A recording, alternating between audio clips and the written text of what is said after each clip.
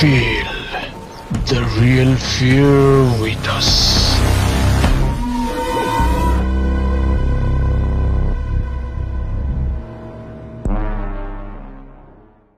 প্রিয় লিসেনার্স, আসসালামু আলাইকুম। Feel the real fear with us. সত্যিকার ভয়ের অনুভূতি পেতে আফনান দ্য হরর ওয়ার্ল্ডের সাথেই থাকুন। দেশ ও দেশের বাইরে যে যেখান থেকে আফনান দ্য হরর ওয়ার্ল্ডের আজকের হরর নাইটের 113তম এপিসোডের সাথে যুক্ত হচ্ছেন বা পরবর্তীতে হবেন, সকলকে জানাচ্ছি শুভেচ্ছা ও ভালোবাসা। আশা করি সবাই ভালো আছেন, সুস্থ আছেন। প্রিয় লিসেনার্স, আজকের এই এপিসোডে দুটি ঘটনা নিয়ে হাজির হয়েছি। আর এই দুটি ঘটনা আমরা পেয়েছি একজন ব্যক্তির কাছ থেকে। ওনার নাম মোহাম্মদ রাকিব। ওনার বাড়ি রাজবাড়ী জেলার সদর উপজেলার গোয়ালন্দ মোড় এলাকার ঢাকাইয়াপাড়া গ্রামে। প্রিয় লিসেনার্স, আপনাদের জানা বা আপনাদের সাথে ঘটে যাওয়া সত্য ভয়ের ঘটনাগুলো আমাদেরকে লিখে বা রেকর্ড করে afnanthehourworldbd@gmail.com এই ইমেল অ্যাড্রেসে ইমেল করতে পারেন। ইমেল অ্যাড্রেসের স্পেলিংটা বলে দিচ্ছি: AFNANTHEHORRWORLDBD afnanthehourworldbd@gmail.com। স্পেলিংটাও আমরা আমাদের ভিডিওর ডিসক্রিপশনে দিয়ে রেখেছি, সেখানে গিয়ে স্পেলিংটা চেক করতে পারবেন। প্রিয় লিসেনার্স, আপনাদের কাছে সত্য ভয়ের ঘটনা, সেটা ছোট হোক, মাঝারি হোক, বড় হোক, এটা কিন্তু আমাদেরকে লিখে বা রেকর্ড করে অনায়াসেই পাঠাতে পারবেন। কোনো দ্বিধাদ্বন্দ্ব ছাড়াই আমাদেরকে পাঠিয়ে দেবেন, কেননা আমরা সত্য ভয়ের ঘটনাগুলো প্রচার করতে খুবই মুখিয়ে থাকি। আর এরকম ঘটনার মধ্যে এমন এমন কিছু ঘটনা চলে আসে যা বহুদিন পর পর আসে। যেমন আজকের এপিসোডের যে প্রথম ঘটনা, এই ঘটনাটি শোনার পর আমার কাছে এক ভিন্ন রকমের অনুভূতি হচ্ছিল। আশা করি আপনাদের কাছেও সেই একই অনুভূতি হবে ইনশাল্লাহ। প্রিয় লিসেনার্স, শুরু করছি আজকের এপিসোডের প্রথম ঘটনা। এই ঘটনাটি ঘটেছিল এই রাকিব ভাইয়ের কাকির সাথে। কাকির নাম হচ্ছে আকলিমা। আকলিমা কাকির বয়স তখন 6 কি 7 বছর, আর ঘটনার সময় 81 কি 82 সাল। আর ঘটনাটি এই আকলিমা কাকি বহুবার বলেছেন। বহুবার মানে কতবার যে বলেছেন এটা হিসাব করে বলা যাবে না। তো ওই সময় কিন্তু এরকম পাড়া গ্রামে তখনও ইলেকট্রিসিটি আসেনি। মানুষ হারিকেন বা কুপি ব্যবহার করত। আর কাকিদের যে বাড়ি, ওখানে কিন্তু ঘনবসতি না হলেও একদম যে ঘরবাড়ি কম ছিল এটাও বলা যাবে না। আর কাকিদের বাড়িটা রাস্তার পাশে থাকায় তাদের ঘরের পিছনটা রাস্তার দিকে ছিল। বাম পাশে একটা টিউবওয়েল, বেশ বড় উঠান, বাম পাশে একটা গোয়াল ঘর, আর গোয়াল ঘরের সামনে 40 থেকে 50 মিটার দূরত্বে একটা পুকুর। আর কাকিদের বাড়ির পাশে যে টিউবওয়েলটা, এই টিউবওয়েলের পাশে বেশ পুরনো একটা আম গাছ ছিল। এখন অবশ্য সেই আম গাছটি নেই। বাড়ির যে পজিশনটা ওই সময় ছিল সেটাও নেই। সময়ের সাথে অনেক কিছুই বদলে গেছে, নতুন করে ঘরবাড়ি তৈরি করা হয়েছে। কাকির ছোটোবেলায় অনেক চঞ্চল ছিল। আর কাকির মা বাবা কাকিকে কিন্তু অনেক স্নেহ করতেন, ভালোবাসতেন। গ্রামের মানুষ করে কি, রাতের যে রান্নাটা তারা কিন্তু সন্ধ্যার আগেই শেষ করার চিন্তা করেন। কারণ হচ্ছে বাড়ির পুরুষ মানুষ দিনভর অনেক পরিশ্রম করেন, খাটাখাটুনি করেন। সন্ধ্যার পরপরই খাওয়া দাওয়া করে তাড়াতাড়ি ঘুমিয়ে পড়ার চেষ্টা করেন, আর ফজর আজানের পরপরই উঠে পড়েন। তো সেই মোতাবেক একদিন কাকির মা সন্ধ্যার আগেই রান্নাবাড়া শেষ করেছেন। বাইরের যত কাজ ছিল, তারপর রাতের খাবার খাওয়ার জন্য যেগুলো আয়োজন করার দরকার থাকে আর কি, সবগুলোই করা হয়েছে। তারপর কাকির বড় ভাই, কাকির বাবা মা, তো ওনারা খাওয়া দাওয়া করতে বসছেন আর কি। তো কাকির কিন্তু ওই সময়ে একটা বড় ভাই ছিল, ওনার পরে আরও ভাই বোন হয়েছিল, তবে তখনও কিন্তু তারা হন নাই, ওনারা তখন দুইজনই ছিলেন। ওই সময় কাকির বয়স 6-7, আর কাকির বড় ভাইয়ের বয়স হচ্ছে 8-9 হবে, এরকম আর কি। তো ওনারা খাওয়া দাওয়া করছেন। এক পর্যায়ে হয় কি, কাকির যে বড় ভাই উনি কাকিকে রাগানোর জন্য নানান অঙ্গভঙ্গি করতে থাকেন। হয় না যে ইচ্ছাকৃতভাবে একজন আরেকজনকে বিরক্ত করতে থাকে, জিহ্বা বের করে ভেঙাতে থাকে, তো ওরকম করছে আর কি। এদিকে এই দৃশ্য দেখে কাকির তো হয় ভীষণ রাগ। উনি বলতেছেন যে, মা দেখো তোমার ছেলে আমাকে কীভাবে ভেঙাচ্ছে। কাকির মাও তখন কাকির ভাইকে ধমক দিয়ে চুপ করে দেন, এই তুই এরকম করতেছিস কেন, চুপ থাক। কিছুক্ষণ স্বাভাবিক থাকার পর আবার ভেঙাচ্ছেন। বেশ কয়েকবার এভাবে চলতে থাকলে এক পর্যায়ে কাকি রাগ করে ভাত না খেয়ে কাঁদতে কাঁদতে ঘর থেকে বেরিয়ে ঘরের বারান্দায় গিয়ে বসে থাকেন আর কাঁদছেন। কাকি যে পাশে গিয়ে বসেছেন ওই পাশে কিন্তু টিউবওয়েল আর সেই আম গাছটা ছিল। সন্ধ্যার পরপরই তো তারা খাওয়া দাওয়া করতে করতে আসলে যে অনেক রাত হয়ে গেছে বিষয়টা তো এরকম না, এটা ইমিডিয়েট সন্ধ্যার পরপরই আর কি। আর রাত তো বেশি না, তবে অন্ধকার তো হয়ে গেছে। আর ওই এলাকায় তো বিদ্যুৎ ছিল না, কুপিবাতি ব্যবহার করতো, হারিকেন ব্যবহার করতো। তো কাকি খাওয়া ছেড়ে কাঁদতে কাঁদতে যখন বের হচ্ছিলেন, কাকির মা বাবা কিন্তু তাকে ডাকছিলেন, এই যাস না, ভাত খেয়ে যা, তোর ভাইকে আমরা শাসন করে দিব, আয়, তোর ভাই এখন কিছু করতেছে না তো, আয়। কিন্তু কাকি কিছু না শুনেই বেরিয়ে গিয়ে মানে বারান্দায় বসছেন, বেরিয়ে গিয়ে তারপর কান্নাকাটি করছেন। যেহেতু সন্ধ্যার পর অন্ধকার হতে শুরু করেছে, এক পর্যায়ে 5 কি 6 মিনিট পর হয়তো বা এরকম হয়েছে আর কি, কাকি একটা আজব জিনিস শুনতে পায়। কাকি যে ভয় পাবেন বিষয়টা এরকম না, উনি বেশ কৌতূহলী একটা মনোভাব নিয়ে এই বিষয়টা শোনার চেষ্টা করছিলেন। ওনার কাছে মনে হচ্ছিল একটা ঢোল আর ঝুনঝুনির শব্দ হচ্ছে, মনে হচ্ছে অনেক দূর থেকে এই শব্দটা আসছে এবং আস্তে আস্তে ওনার দিকে এগিয়ে আসছে। তবে উনি আর একটা বিষয় খেয়াল করলেন, শব্দটা মনে হচ্ছে মাথার উপর দিক থেকে আসছে। চিন্তা করলেন কী ব্যাপার, উপর দিক থেকে ঢোল আর ঝুনঝুনির আওয়াজ, ঘটনাটা কি? উনি তাকালেন হচ্ছে ওই আম গাছটার দিকে। আম গাছটা কিন্তু বেশ পুরনো এবং মোটা ছিল। উনি খেয়াল করলেন ঠিক কাকির বয়সীর একটা ছেলে আর একটা মেয়ে গাছ থেকে হেঁটে হেঁটে নিচে নামছে। ছেলেটার কাঁধে একটা ঢোল আর মেয়েটার হাতে একটা ঝুনঝুনি। তারা সেগুলো বাজিয়ে বাজিয়ে গাছ থেকে হেঁটে হেঁটে নেমে আসছে। গাছ থেকে যেভাবে মানুষ নেমে আসে ওভাবে না, কিন্তু একদম হেঁটে হেঁটে, আমরা যেভাবে মাটির উপর দিয়ে হেঁটে বেড়াই ওভাবে। এটা দেখে কিন্তু কাকি মোটেও ভয় পেলেন না, ওর কাছে ভালো লাগছে যে আরে এই ছেলে মেয়ে দুটো কোত্থেকে আসলো। আরও একটা বিষয়, ওই ছেলে মেয়ে দুটোর উপরে আলো পড়ছে, ঠিক উপর থেকে আলো পড়ছে, তাদেরকে স্পষ্ট দেখা যাচ্ছে, কিন্তু আলোটা যে কোথা থেকে আসছে এটাও কিন্তু বোঝা যাচ্ছে না, তবে উপর থেকে আসছে জাস্ট এতটুকুই মনে হচ্ছে। কাকি এগুলো দেখে ভয় না পেয়ে বেশ আনন্দই পাচ্ছেন। এক পর্যায়ে ছেলে মেয়ে দুটি মাটিতে নেমে এসে কাকি থেকে 10 থেকে 12 হাত দূরে অবস্থান করে ঢোল আর ঝুনঝুনি বাজাচ্ছে আর ঘুরে ঘুরে নাচানাচি করছে।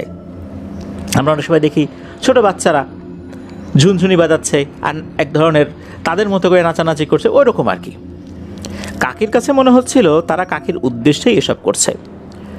ওদিকে কাকির মা বাবা কিন্তু কোনো কিছুই বুঝতে পারছে না, যে এগুলো যে হচ্ছে, এই যে ঝুনঝুনি বা ঢোলের শব্দ, তারা কিছু শুনতে পাচ্ছে না। কাকির কাছে তো ভালোই লাগছে, কাকি খুব ভালোভাবেই আনন্দ নিচ্ছিলেন। কাকি এটাও খেয়াল করলেন যে তারা গান বলছে, নাচছে, কিন্তু গানের শব্দটা যে কি এটা বোঝা যাচ্ছে না, তাদের যে ঠোঁট নড়ছে এটা বোঝা যাচ্ছে। আর তারা বেশ জোরে সোরেই যে গান গাচ্ছে এটাও মনে হচ্ছিল, কিন্তু গানের কোনো শব্দ তারা আসলে বুঝতে দিচ্ছিলেন না বা কাকিও বুঝতে পারছিলেন না। এইভাবে বেশ কিছুক্ষণ চলার পর হঠাৎ করে কাকির বাবা কাকিকে ডেকে ওঠেন, এই আকলিমা, আমি আসতেছি রে মা, তুই কোথায় গিয়ে বসলি? যখন এমনটা বলেছেন, সাথে সাথে ওই বাচ্চা ছেলে মেয়ে দুটো যেভাবে এসেছিল তারা ওভাবেই গান বাজনা করতে করতে আম গাছের উপরে হেঁটে হেঁটে আম গাছের মাথার দিকে চলে গেল, এভাবে মিলিয়ে গেল। তাকে শুধু চেয়ে চেয়ে দেখলেন আর ভাবলেন, বাবা কেন যে ডাক দিল, তা না হলে আমি তো আরও কিছুক্ষণ ওদের এরকম গান বাজনা নাচানাচি দেখতে পারতাম। যাই হোক, কাকির বাবা ওখানে চলে আসেন, এরপর কাকিকে ডেকে নিয়ে যান, আদর করে ঘরে নিয়ে যান, আবার তাকে খেতে বসান। কাকির মা বাবা কিন্তু ঘুণাক্ষরে কিছু বুঝতে পারেন নাই যে এটা হয়ে গেছে, আর কাকিও কিছু বলেন নাই।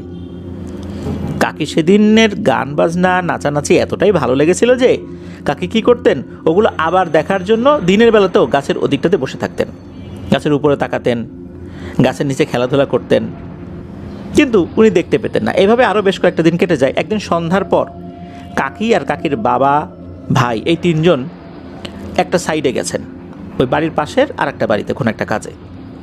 কাকি কিন্তু যান না, কাকিকে যেতে বলেছিলেন, কাকি বলছে যে না আমি যাব না, আমার ভালো লাগছে না, আমি বাসায় থাকি। কয়েকবার বলার পরও কাকি যখন আগ্রহী হলেন না, ওনারাও আর কাকিকে চাপাচাপি করেন নাই। তো কাকি কী করেছেন, ওই যেই জায়গাটা, ওই জায়গাটাতে বসছেন, যেই জায়গাটাতে প্রথম দিন বসে কান্নাকাটি করছিলেন। ওনার একটা প্ল্যান ছিল যে আবার এই বাচ্চা দুটো নেমে আসে কিনা, গান বাজনা করে কিনা।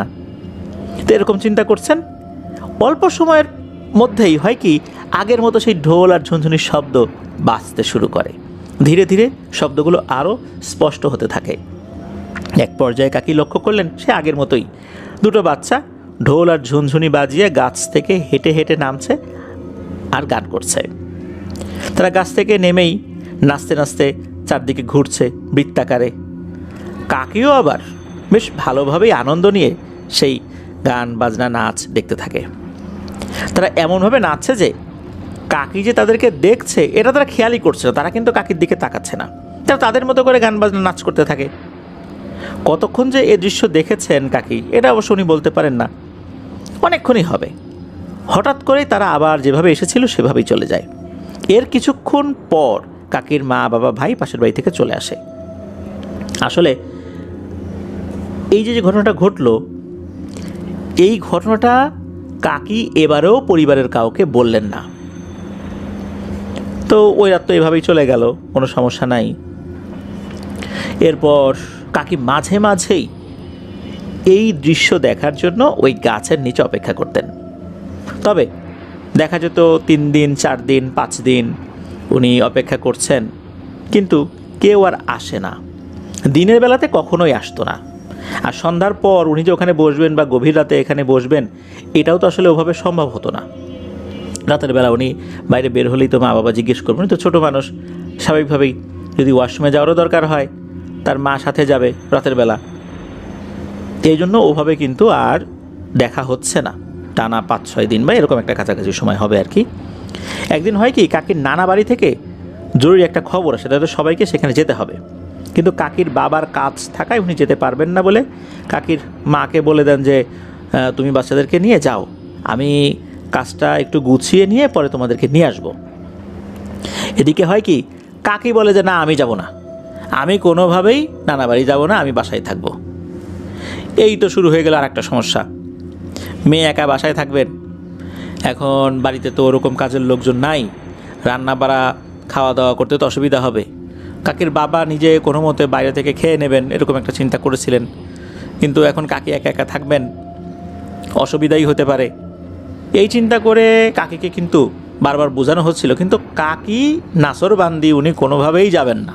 কী আর করা, একটা পর্যায়ে কাকির বাবা বলেন, আচ্ছা ঠিক আছে মেয়েটা থাকুক, আমি বাসায় একা একাই থাকবো, থাকলে ভালোই লাগবে, কোনো সমস্যা নাই, তোমরা যাও।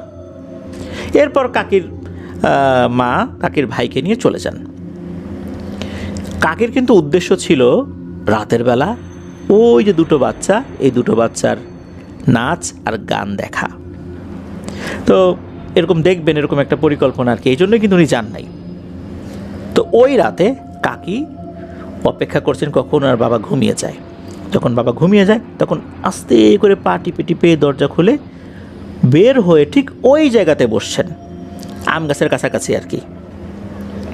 অনেকক্ষণ বসে আছেন।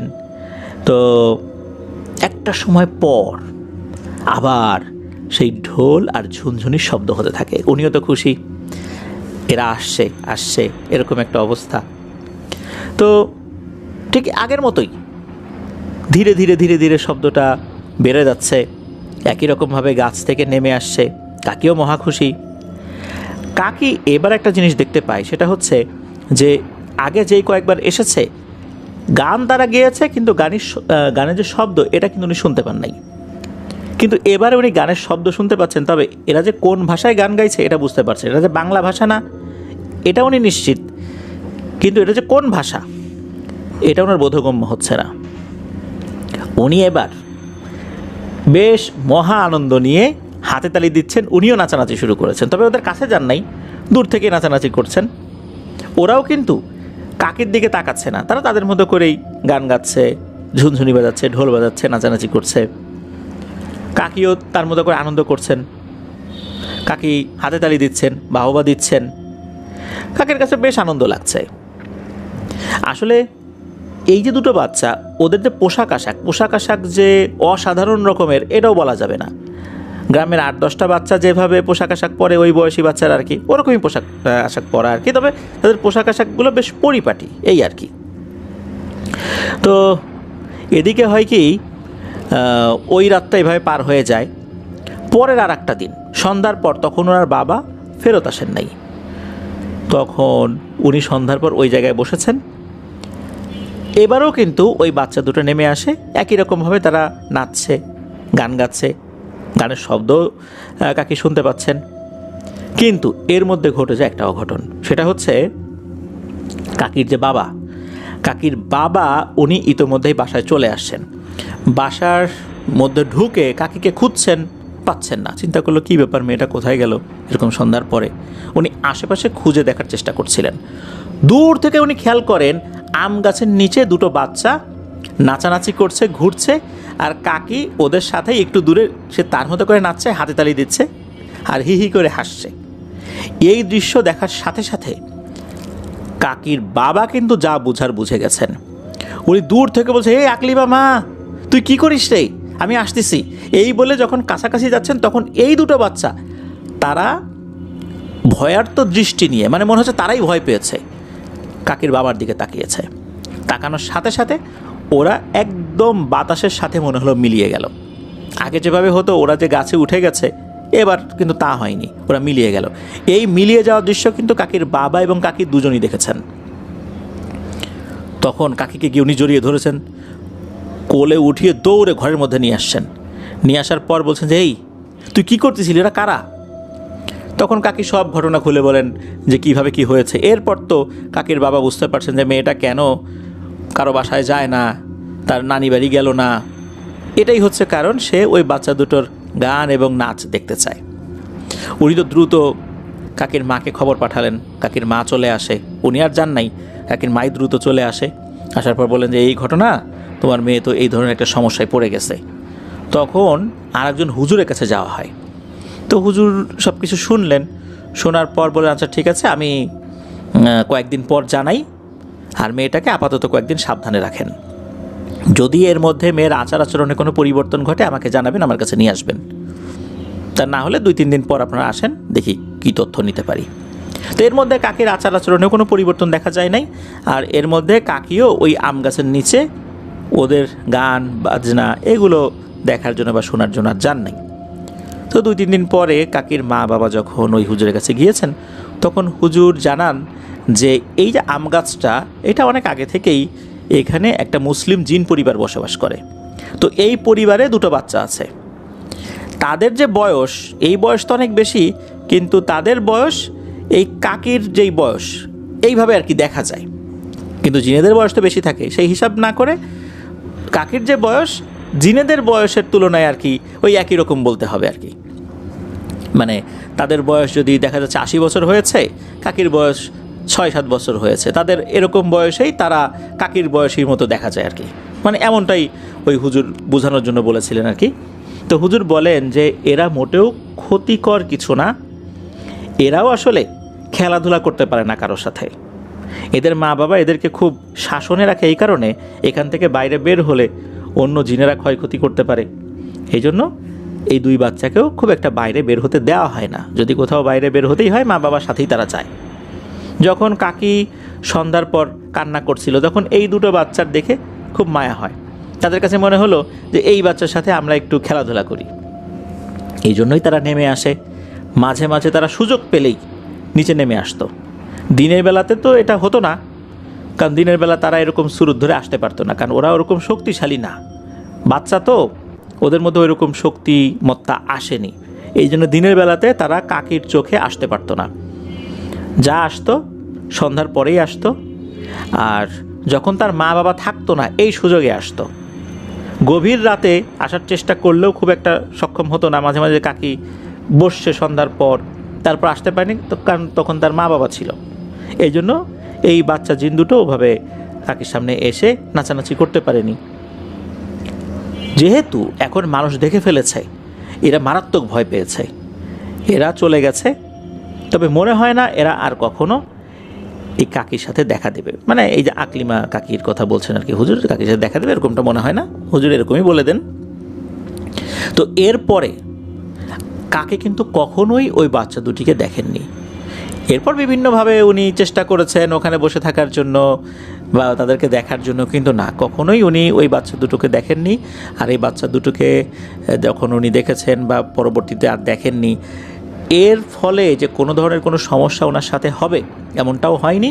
আর ওই হুজুরও বলেছিলেন যে ওর কোনো ঝাড়ফুঁক করার দরকার নেই, তার কোনো সমস্যা হবে না, এরা কোনো ক্ষয়ক্ষতি করবে না। আপনারাও এদের বিষয়ে আর কোনো বাড়াবাড়ি করবেন না। আর এই বিষয় নিয়ে বেশি জানাজানি করলে দুষ্টু কবিরাজরা এখানে এসে ওদেরকে বন্দি করার চেষ্টা করতে পারে, এর ফলাফল ভালো হবে না। সুতরাং আপনারা এই বিষয়টা নিয়ে খুব একটা বেশি আলোচনা করার দরকার নাই। তাই হলো, এই বিষয়টা নিয়ে ওনারা আবার বেশি আলোচনা করেন নাই। হুজুর তারপরও উনি ওনার মতো করে একটু ঝাড়ফুঁক করে দিয়েছিলেন আর কি।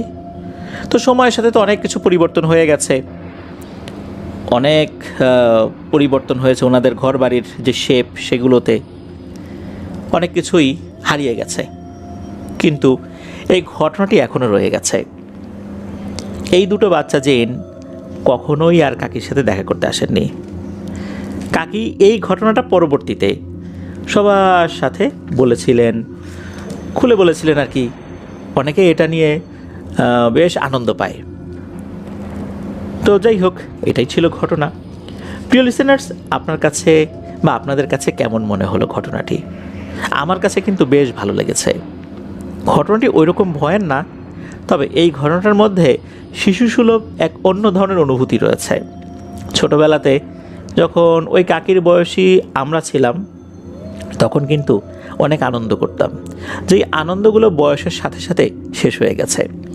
ওই সময়ে ঈদের যে আনন্দটা ছিল, এখন কিন্তু সেই আনন্দ তো মনে হয় হারিয়ে গেছে। সেই আম গাছটি শুধু এখন গল্পেই রয়েছে, এখন সেই আম গাছটি বাস্তবে আর নেই, আম গাছটিও কেটে ফেলা হয়েছে।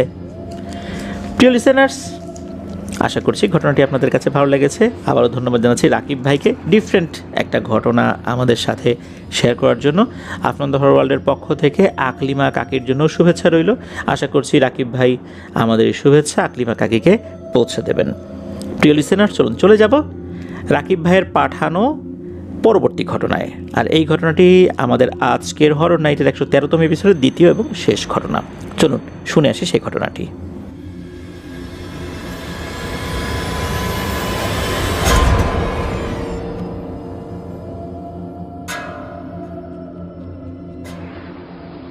আবারও স্বাগতম জানাচ্ছি প্রিয় লিসেনার্স আমাদের এবারের হরর নাইটের 113তম এপিসোডের দ্বিতীয় এবং শেষ ঘটনায়। এখন যে ঘটনাটি আপনাদের সাথে শেয়ার করব, এই ঘটনাটি রাকিব ভাই মূলত সংগ্রহ করেছিলেন। উনি যখন কাজের কারণে চট্টগ্রামে গিয়েছিলেন, তখন একজন ভাইয়ের সাথে পরিচয় হয়। তার সাথে যখন অনেক গল্পগুজব হচ্ছে, বেশ কয়েকদিন ধরে আন্তরিকতা হয়ে যায়, কথা প্রসঙ্গে ওই ভাই একটা বিষয় শেয়ার করেন এই রাকিব ভাইয়ের কাছে। সেই ভাইয়ের নাম হচ্ছে পলাশ শেখ। ওনার বাড়ি নওগাঁতে, তবে শুধু জেলার নামটি বলছি, ডিটেলসে বলছি না, এটার পিছনেও কারণ রয়েছে। এই পলাশ ভাইয়ের বাবার আরও একজন ভাই রয়েছে, অর্থাৎ ওনার একজন চাচা রয়েছেন। পলাশ ভাইয়ের বাবার নাম হচ্ছে নুরু শেখ। পলাশ ভাইয়ের আরও একজন বোন রয়েছে, অর্থাৎ ওনারা দুই ভাই বোন। পলাশ ভাইয়ের যিনি চাচা, ওনার বাবা কিন্তু বড়, এই চাচা হচ্ছে ছোট। এই ছোট চাচার নাম হচ্ছে আব্দুল কুদ্দুস শেখ। তো ওনার একটা মেয়ে রয়েছে, সেই মেয়ের নাম হচ্ছে শিমলা।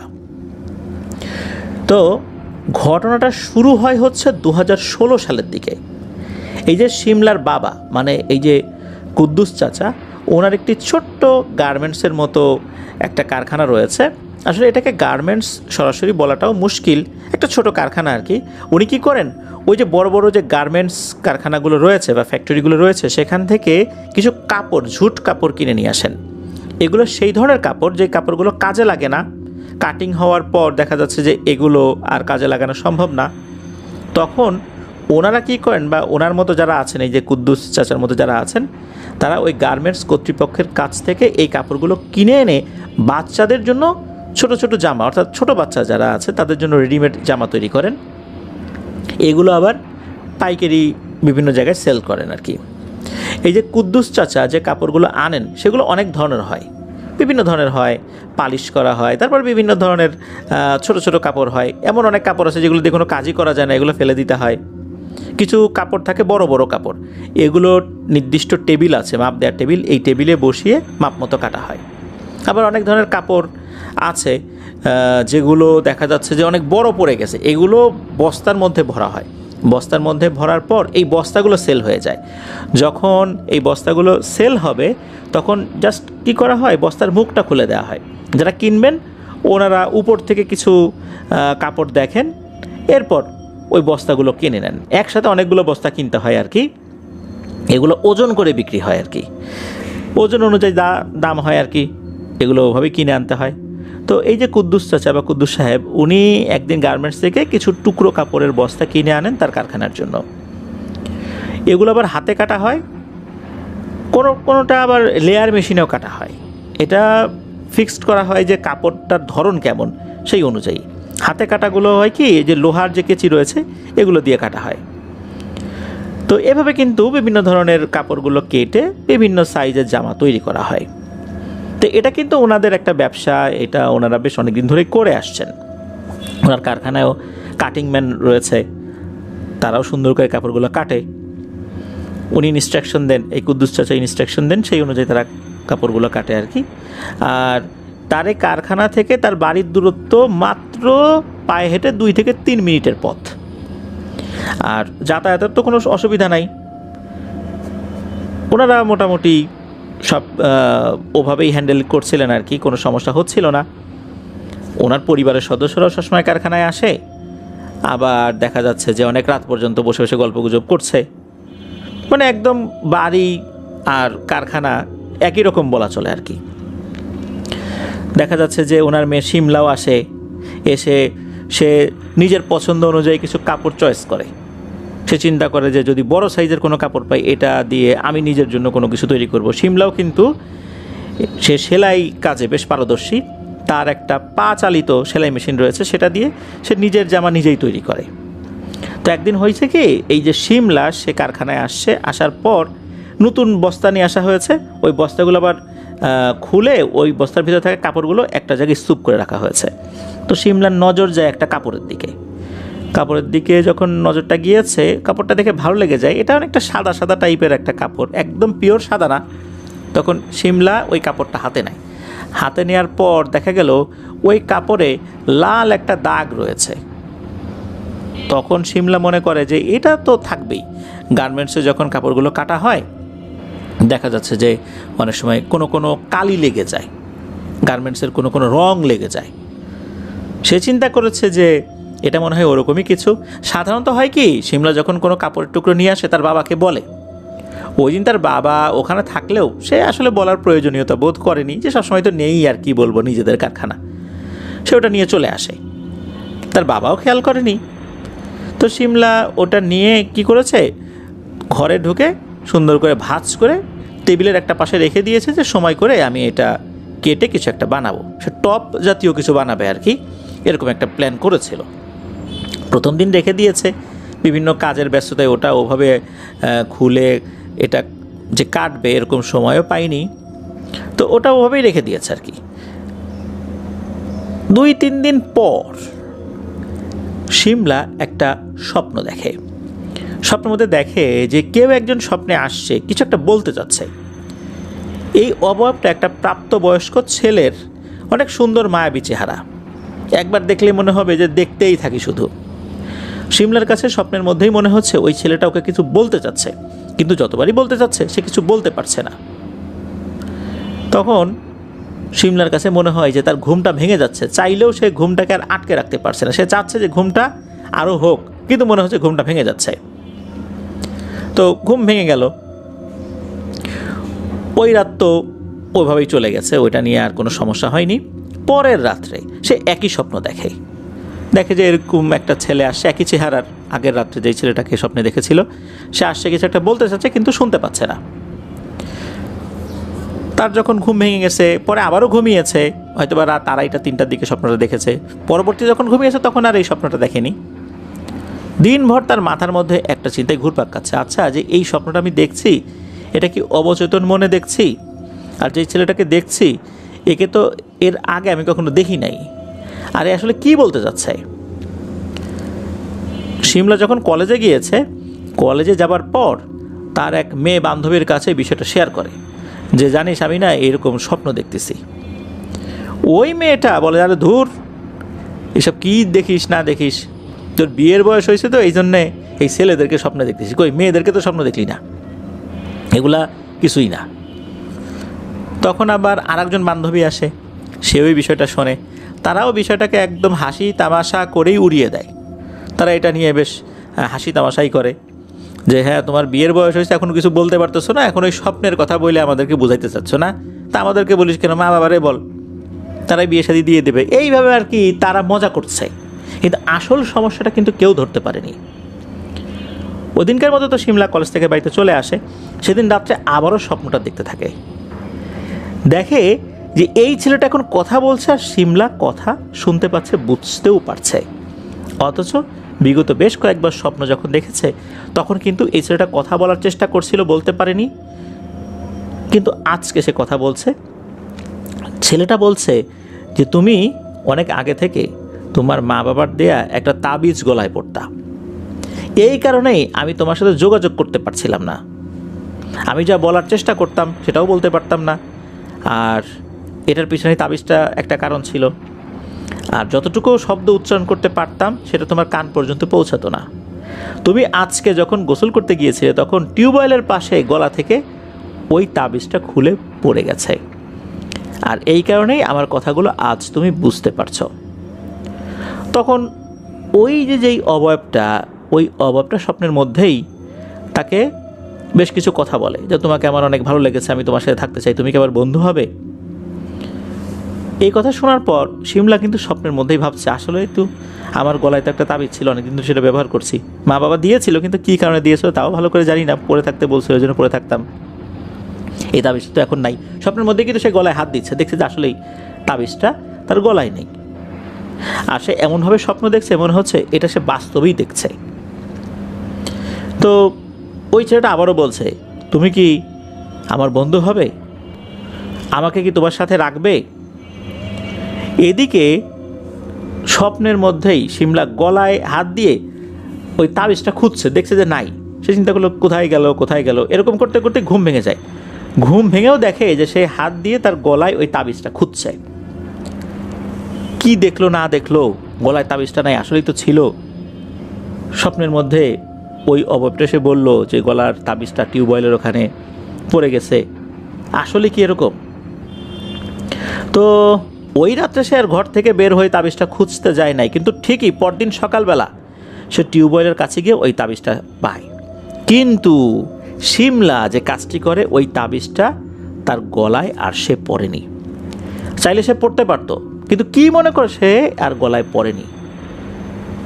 সে ভাবছে যে এই ছেলেটার অবয়ব আসলে কি বলল তাবিজের কথা, আমি তো ঠিক বুঝলেও ওভাবে তো অনুধাবন করতে পারতেছি না, আসলেই বিষয়টা কি আমার অবচেতন মনে হচ্ছে কি না।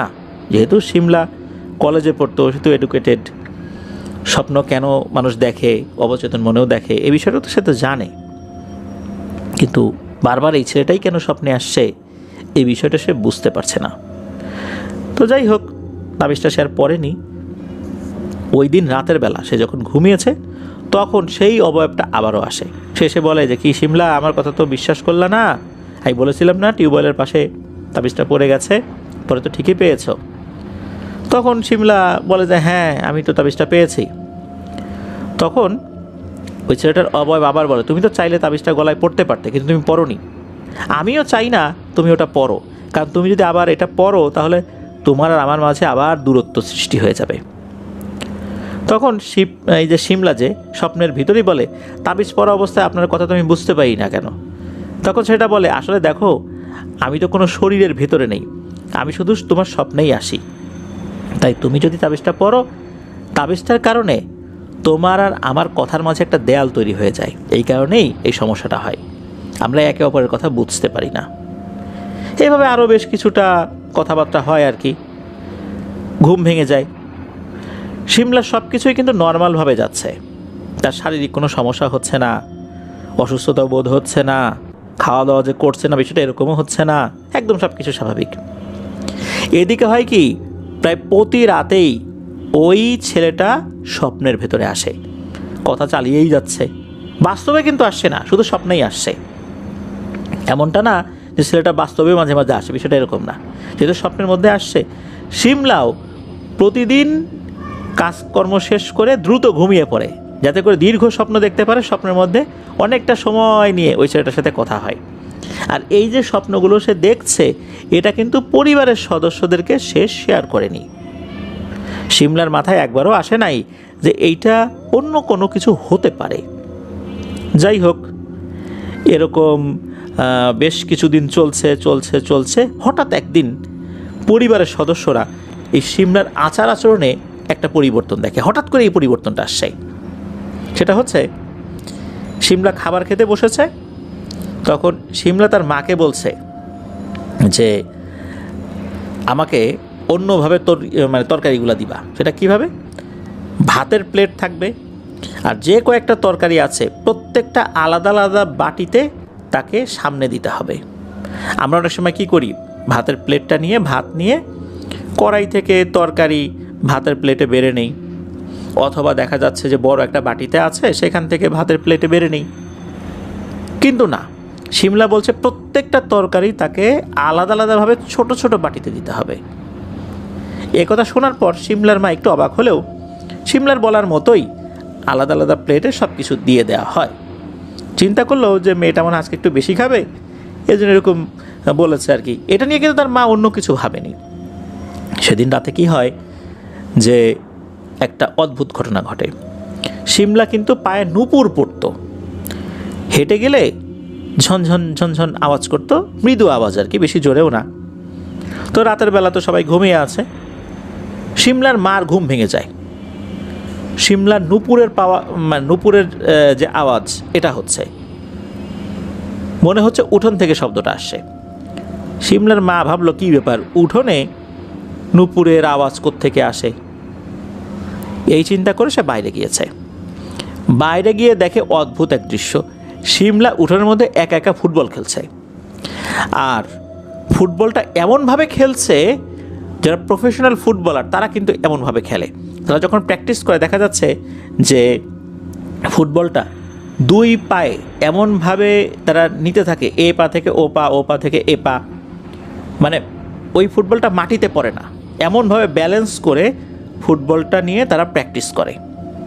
দুই হাঁটুর উপরে তারা প্র্যাকটিস করে, মাটিতে পড়ে না। শিমলা ঠিক ওভাবে ফুটবল খেলছে। শিমলার মা তো ভীষণ অবাক হয় যে শিমলা ছোটোবেলা থেকে ফুটবল তো দূরের কথা, কোনো বল দিয়েও খেলেছে, একদম ছোটোবেলায় হয়তো বা খেলনা বল দিয়ে খেলেছে, কিন্তু কখনোই তো সে এভাবে ফুটবল খেলেছে এমনটা হয়নি। সে ফুটবল খেলা জানে না, ক্রিকেট খেলা জানে না, এমনি কিছু কিছু খেলা যেটা ঘরোয়া খেলা এগুলো সে জানে। আর এমনভাবে খেলছে মনে হচ্ছে সে একজন প্রফেশনাল ফুটবলার। এটা কিভাবে সম্ভব? আর ফুটবল পেলো কোথায়? কারণ বাড়িতে তো কোনো ফুটবল নাই, শিমলার তো অন্য কোনো ভাইও নাই যে সে ফুটবল খেলবে। তাহলে ফুটবল কোত্থেকে এলো? তখন শিমলা যখন এরকম খেলছিল, শিমলার মা বলে ওঠে, এই শিমলা, তুই ফুটবল পেলি কোথায়, আর এভাবে খেলছিস কেন? তখন শিমলা ভারী একটা পুরুষ কণ্ঠে বলে ওঠে, দেখতে পারছো না খেলছি। যখনই এটা বলেছে, শিমলার কণ্ঠস্বর এমন শুনে তার মা বেশ চমকে ওঠে, 1 মিনিটের জন্য থমকে যায়। শিমলার মা চিন্তা করলো, আচ্ছা যা শুনলাম ঠিক শুনলাম নাকি? মনে হলো যে না, ভুল শুনেছে। এটা মনে মনে ভেবে শিমলাকে আবার বলে, এই শিমলা ঘরে চল। এই কথা বলে শিমলার মা শিমলার হাতটা ধরে টান দেয়, ধরে ঘরে নিয়ে যায়। পরদিন সকালবেলা একটা ছেলে, যার বয়স 7 কি 8 বছর, শিমলাদের পাশের বাড়ির একটা ছেলে আর কি, সে এসে শিমলাকে ডাকছে, ও শিমলা আপু, ও শিমলা আপু, আমার বলটা দাও। আসলে শিমলা কী করেছিল, সন্ধ্যার পর ওই ছেলেটার কাছে গিয়ে বল নিয়ে এসেছিল। সন্ধ্যার পর ছেলেটা পড়তে বসেছিল, তার জানালায় গিয়ে টোকা দিয়েছে।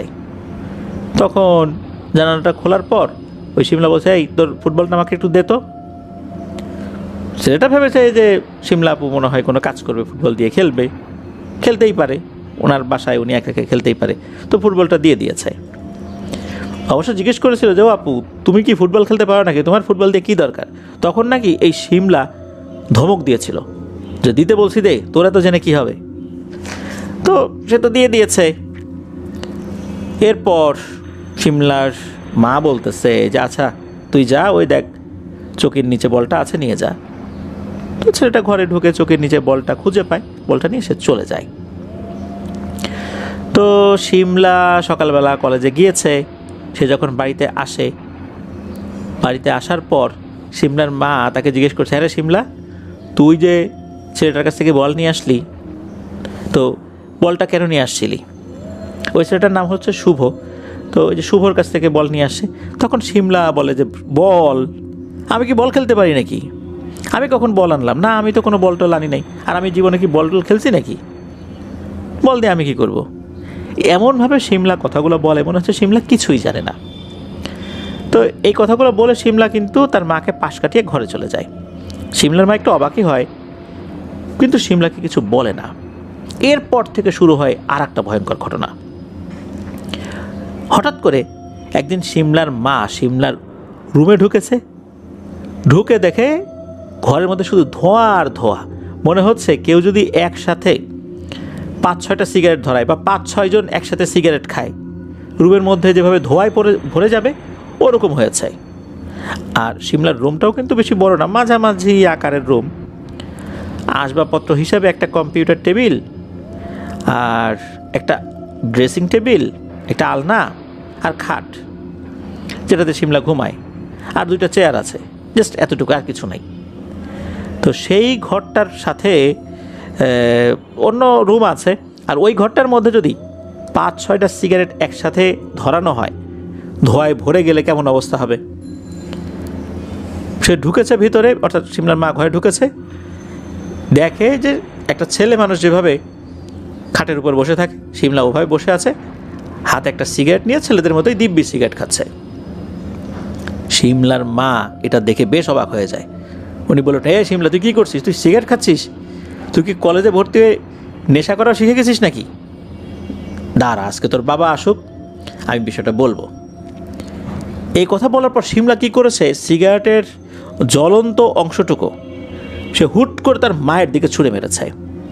তবে সিগারেটের এই জ্বলন্ত অংশটা তার মায়ের শাড়িতে লাগেনি, হাতের একটা জায়গায় লেগেই মাটিতে পড়ে গেছে। যদি শাড়িতে লাগতো তাহলে হয়তোবা এই আগুনের কারণে শাড়িতে আগুন ধরে যেতে পারত।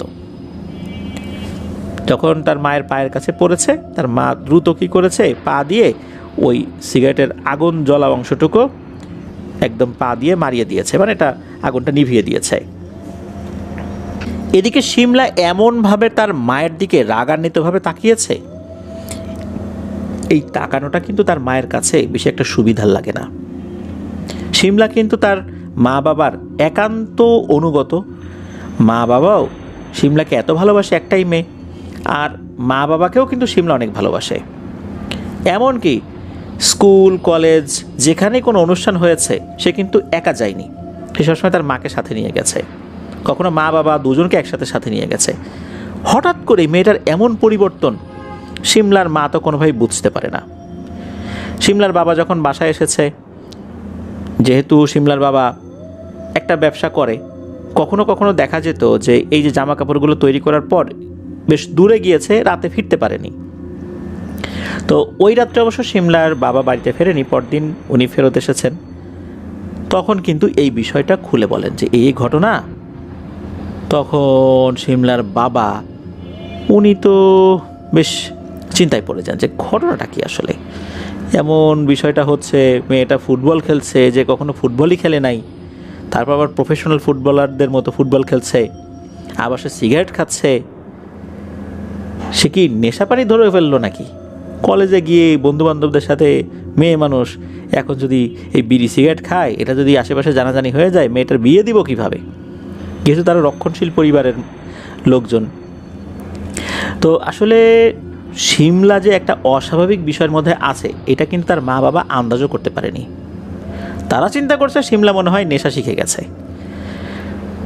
শিমলা যখন কলেজে গেছে, তখন শিমলার বাবা বলছে যে, শিমলা, তুমি আজকে কলেজ থেকে আসো, তোমার সাথে আমার কিছু কথা আছে। তো যাই হোক, শিমলার মাকে কিন্তু শিমলার বাবা বলেছিল, তুমি কিন্তু শিমলাকে এই বিষয়ে কিছু বলো না, আমি ওর সাথে কথা বলবো। শিমলা যখন কলেজ থেকে ফেরত এসেছে, শিমলা বাসায় আসছে, শিমলার বাবাও আসছে। তো ওই সময় হয় কি একটা বিষয়, সেটা হচ্ছে যে মাঝে মাঝে কিছু কিছু কাপড়ের বান্ডিল শিমলার বাবা বাড়িতে নিয়ে আসতো। বাড়িতে নিয়ে আসার পর বিভিন্ন জায়গায় রেখে দিত। তো কিছু কিছু কাপড়ের বান্ডিল শিমলার ঘরে রেখেছিল। তো শিমলার সাথে কথা বলার জন্য শিমলার বাবা যখন ঘরে এসেছে তখন দেখে এই কাপড়ের বান্ডিলগুলো একদম এলোমেলো করে রাখা, বিভিন্ন জায়গায় ছড়ানো ছিটানো, মনে হচ্ছে ইচ্ছা করে কেউ এগুলো করেছে। শিমলার বাবা এটা দেখে আবার শিমলার মায়ের কাছে গিয়ে বলছে, আচ্ছা এই কাপড়গুলো এভাবে এলোমেলো করলো কে? তখন শিমলার মা বলে যে না, আমি তো কিছু জানি না। তো যাই হোক, শিমলার মা আবার শিমলার ঘরে এসে এই কাপড়গুলো অল্প সময়ের মধ্যে গুছিয়ে দিয়েছে। শিমলার বাবা তখন শিমলার সাথে কথা বলার প্রস্তুতি নিয়েছে। এবার দেখা যাচ্ছে শিমলা ঘরে বসে দিব্যি একটা ভদ্র মেয়ের মতো লেখাপড়া করছে। শিমলার সাথে গিয়ে শিমলার বাবা খুব নরম সুরে কথা বলছে যে, কিরে মা, এরকম এরকম শুনলাম, তুমি মেয়ে মানুষ হয়ে যদি এভাবে নেশা পানি ধরে ফেলো, সিগারেট খাও, এগুলো তো ভালো না। এটা করলে তো আমাদের সম্মান থাকবে না, বিয়ে শাদী কীভাবে দিব? তুমি আমাদের একটাই মেয়ে, তুমি এরকম কাজ করো না। তো এই কথা বলতে না বলতেই হঠাৎ করে শিমলার চোখ মুখ মনে হচ্ছে শক্ত হয়ে গেল, বেশ রাগী একটা চেহারা হয়ে গেল। একটা ভয়ঙ্কর পুরুষ কণ্ঠে বলে ওঠে, এই বেটা, আমি সিগারেট খাবো কি না খাবো এটা কি তোকে জিজ্ঞেস করে খাবো নাকি? হ্যাঁ খাইছি, তা তোর কি রে? আচমকা এই কথা শুনে শিমলার বাবা তো চমকে ওঠে, না রে এ কি, এ কে কথা বলে? অন্য কেউ কথা বললো নাকি আশপাশ থেকে? কিন্তু না, এটা পরিষ্কার একটা ছেলেদের কণ্ঠস্বর শুনেছেন শিমলার বাবা। শিমলার বাবা কিন্তু আর কোনো কথাবার্তা না বলে ওখান থেকে বের হয়ে যান। শিমলার মাকে বলেন যে, শিমলার মা, বিষয়টা কিন্তু আমার কাছে স্বাভাবিক বলে মনে হচ্ছে না, এটা অস্বাভাবিক কোনো বিষয়, কারণ কণ্ঠস্বর এরকম পরিবর্তন এটা মোটেও স্বাভাবিক কিছু না। এরপর শিমলার মায়ের কাছেও অস্বাভাবিক বিষয়গুলো আস্তে আস্তে মনে হতে থাকে। এরপর শিমলার মা খুব গোপনে একজনের কাছে যায়, গিয়ে কিছু পানি পড়া নিয়ে আসে। পরদিন শিমলা যখন কলেজ থেকে বাড়িতে আসে তখন শিমলার মা কি করে, এক গ্লাস পানি শিমলার হাতে ধরিয়ে দিয়ে বলে, মা পানিটা খাতো। শিমলা তো ভদ্র মেয়ের মতোই পানিটা খেয়ে নিয়েছে। এরপর 3-4 দিন একদম স্বাভাবিক সব কিছু, কোনো সমস্যা না। তবে শিমলার আসলে স্বপ্নের মধ্যে কিছু হচ্ছিল কি না এগুলো কিন্তু তখনও জানা যাচ্ছিল না। এর পরে এক রাতের বেলা আর কি শিমলার মা বাবা খাওয়া দাওয়া করেছেন, শিমলাও খেয়েছে। শিমলার মা ওই এঁটো থালা বাসনগুলো বাইরে রাখতে গেছে। আর শিমলা কিন্তু ওর মা বাবার ঘুমানোর সাথে তার কোনো সম্পর্ক নাই, সে একটু রাত জেগে লেখাপড়া করে আর কি। আর যদিও বা সে আগে আগেই খেয়ে নেয়। শিমলার বাবা খাওয়া শেষ করে উঠেছেন, শিমলাও ঘরে চলে গেছে। তখন শিমলার বাবা শুনতে পায় শিমলার ঘর থেকে জোরে জোরে আওয়াজ আসছে, কিছু একটা শব্দ হচ্ছে। তখন শিমলার বাবা শিমলার মাকে ডাকে, ও শিমলার মা, তাড়াতাড়ি আসো তো। তখন তারা শিমলার ঘরে ঢুকে ভয়ঙ্কর একটা জিনিস দেখে শিমলা তার 2 হাত জানালার সাথে খুব শক্ত করে বাড়ি দিচ্ছে। আর এরপর কি করছে, সে যেখানে আঘাত লাগছে ওই জায়গায় কামড় দিয়ে সেখান থেকে মাংস ছুলে ফেলছে। ছুলে ফেলার পর আবার থুতু দিয়ে সেটা ফেলে দিচ্ছে। তার দাঁতে রক্ত, মুখে রক্ত, হাতে একদম রক্তারক্তি অবস্থা। তো এই জিনিসটা কিন্তু ওনা দেখলেন, মেয়ে এরকম করছে, এটা দেখে কি কোনো মা বাবা ঠিক থাকতে পারে? এই দৃশ্য দেখার সাথে সাথে শিমলার মা চিৎকার করে মেয়েকে জড়িয়ে ধরে। শিমলার বাবাও কিন্তু মেয়েকে জড়িয়ে ধরে। শিমলার বাবা তো রেগে শিমলার 2 গালে 2টা থাপ্পড় বসিয়ে দেয়। 2 থাপ্পড় খেয়ে শিমলা অজ্ঞান হয়ে বিছানার উপরে পড়ে যায়। ডাক্তার ডাকা হয়, চিকিৎসা দেওয়া হয়, হাতে ব্যান্ডেজ করে দেওয়া হয়, জায়গায় জায়গায় যে ছিলে গিয়েছিল সেখানে সেলাইও লেগেছে। শিমলার যখন জ্ঞান ফেরে তখন শিমলার বাবা শিমলাকে বলে, এই তোর কী হয়েছে? শিমলা বলছে যে, কি হয়েছে আমি তো কিছু জানি না। মানে এমনভাবে সে কথা বলছে মনে হচ্ছে ওর কিছুই মনে নেই, এত কিছু ঘটে গেছে ও বুঝতেও পারছে না। শিমলার বাবা তখন আর কিছু না বলে শিমলার মাকে বলে যে ওকে একটু খেয়ালে রাখো, আর শিমলাকে বলে তুমি রেস্ট নাও। এরপর শিমলার বাবা রুম থেকে বেরিয়ে তাদের রুমে চলে যায়। শিমলার বাবা শিমলার মাকে বলে, তুমি আজ শিমলার কাছে ঘুমাও, মেয়েটাকে একা একা রেখো না। শিমলার মা রাতে শিমলার কাছে শুয়ে পড়েছে। এদিকে শিমলার বাবা কারখানায় চলে গিয়েছিল, বাড়িতে শুধু শিমলা আর শিমলার মা ছিল। মাঝে মাঝে কাজের প্রেশার থাকলে রাতেও কাজ করতে হয়। সিমলার বাবা সে তো কারখানায় আছে, তো সিমলার মা তো সিমলার পাশেই শোয়া। হঠাৎ মাঝরাতে সে শুনতে পায় ঘরের চালের উপর কী যেন হাঁটাহাঁটি করছে। তাদের ঘর কিন্তু টিনের ছিল, টিনের চালের উপর কিছু হাঁটাহাঁটি করলে কিন্তু বোঝা যায়। তো হাঁটাহাঁটি হচ্ছে, টিনের চালের উপর কটকট শব্দ হচ্ছে। সিমলার মা তাকিয়ে দেখে সিমলা বিছানায় নেই। রুম অন্ধকার থাকলেও ওই যে টিনের চালের আর দেয়ালের মাঝখানে যে গ্যাপটা থাকে, বাইরে লাইট জ্বলে তো ঘরের মধ্যে কিন্তু আলো আসে, ডিম লাইট জ্বালানো লাগে না আর কি। তখন দেখা গেল সিমলা বিছানায় নেই, আর ঘরের দরজাও ভেতর থেকে বন্ধ। ওই রুমটার সাথে কিন্তু অ্যাটাচ ওয়াশরুম নাই যে সে ওয়াশরুমে যাওয়ার জন্য বাইরে গিয়েছে, বিষয়টা এরকম না। দরজা ভিতর থেকে বন্ধ, সিমলা নেই। লাইট জ্বালিয়ে সিমলাকে খুঁজছে ঘরের মধ্যে, কোথাও পাওয়া যাচ্ছে না। এরপর উনি দরজা খুলে বাইরে বের হয়েছেন। বাইরে যখন বের হয়েছেন দেখেন উঠানেও কেউ নাই, চালের উপরে এরকম শব্দ হচ্ছে। এই শব্দটা কোত্থেকে আসছে, কে করছে, এটা দেখার জন্য উঠোনে গিয়ে যখন ঘরের চালের দিকে তাকিয়েছেন, উনি দেখেন ভয়ঙ্কর একটা দৃশ্য। একটা ছেলে মানুষ যেভাবে বসে থাকে চালের উপরে, সিমলা দিব্যি চালের উপর সেভাবে বসে আছে, আর বসে বসে সিগারেট খাচ্ছে। সে যখন সিগারেটের টান দিচ্ছে, মনে হচ্ছে এক টানে একটা সিগারেটের অর্ধেক খাওয়া হয়ে যাচ্ছে। আরও কিছু সিগারেট আছে, সে একটা সিগারেট 2 টানে শেষ করে, আর শেষ করতে করতেই ওই সিগারেটের আগুন দিয়ে আরেকটা সিগারেট জ্বালায়। আর তার মা যখন সিমলার দিকে তাকিয়েছে, এই দৃশ্য দেখে তো সিমলার মা ভয় পেয়ে গেছে। সিমলাও খেয়াল করেছে যে তার মা তাকে দেখেছে। সিমলা তখন দাঁত বের করে এমন অট্টহাসি দিচ্ছে, কিন্তু সেই অট্টহাসির কোনো শব্দ হচ্ছে না। মনে হচ্ছে তার মাকে দেখে ইচ্ছা করে সেইভাবে হাসছে। সিমলার মা এটা দেখে তো জ্ঞান হারিয়ে উঠোনে পড়ে যায়। এদিকে হয় কি, সিমলার বাবার কাজ শেষ হয়ে গিয়েছে, সে বাড়িতে ফেরত আসছে। ওই সময় আল্লাহর কি ইচ্ছা, ওই সময় সে ফেরত আসছে। এসে দেখে যে সিমলার মা উঠোনে অজ্ঞান হয়ে পড়ে আছে। সে কিন্তু প্রথমে খেয়াল করে নাই চালের উপর কেউ আছে কিনা। সে দ্রুত গিয়ে সিমলার মাকে ধরেছে, দ্রুত মাথাটা কোলের উপর নিয়েছে। সে মুখের 2 পাশে মৃদু চর দিচ্ছে যাতে করে জ্ঞানটা ফেরত আসে, আর বলছে, ও সিমলার মা, ও সিমলার মা, কী হয়েছে? তখন হঠাৎ করে চালের উপরে মনে হচ্ছে কেউ চর দিচ্ছে। ইচ্ছা করে যদি কেউ টিনের চালের উপরে চর দিতে থাকে কেমন শব্দ হয়, ওই রকম শব্দ। এই শব্দ শুনে যখন সিমলার বাবা চালের উপরে তাকিয়েছে, তখন দেখে সিমলা চালের উপর বসে আছে, সিগারেট খাচ্ছে। আর তখন সিমলা তার বাবার উদ্দেশ্যে কথা বলতে থাকে, ভয়ঙ্কর এক পুরুষালী কণ্ঠে বলতে থাকে, এই বেটা শোন, ওকে আমার থেকে দূরে রাখার চেষ্টা করবি না ভুলেও। আমি ওর সাথে থাকবো, না হলে ওকে নিয়ে যাব।